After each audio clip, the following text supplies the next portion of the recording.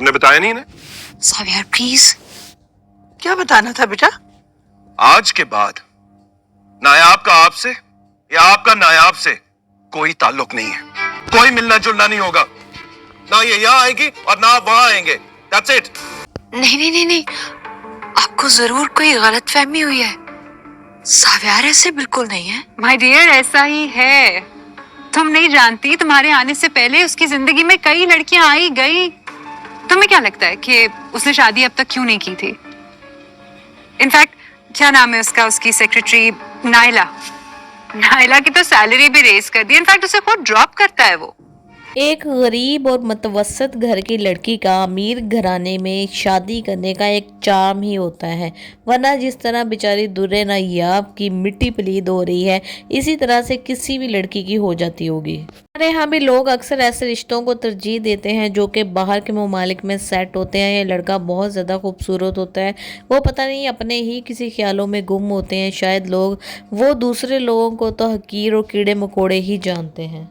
उसे ज़रा भी इस घराने की इज्जत का ख्याल ना आया और किस तरीके से जाके उसने कितने इंसल्टिंग मैनर में कहा कि अब तुम दोबारा यहाँ पे आ ही नहीं सकती, अपने घर वालों से मिल ही नहीं सकती।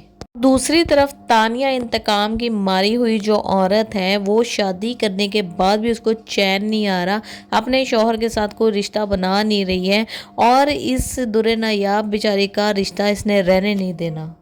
इस तरीके से उसको मन गढ़ंत कहानियाँ घड़ घड़ के सुना रही है कि ज़ावियार की तो बहुत सारी गर्लफ्रेंड्स थीं और तुम कहाँ पे स्टैंड करोगी, उसे तो आदत है किसी एक लड़की के साथ ना टिकने की और वो अपनी सेक्रेटरी को घर छोड़कर आता है, उसकी तनख्वाह भी बढ़ाई है और आजकल उस पर बहुत ज़्यादा लट्टू है।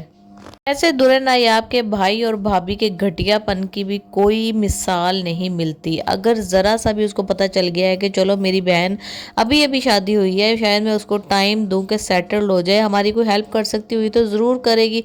वैसे भी तुम लोग घर में अफराद ही कितने हो, फ़ौरन नौकरी मांगने के लिए भिख मंगा चला गया और इतनी इंसल्ट कराई अपनी बहन की।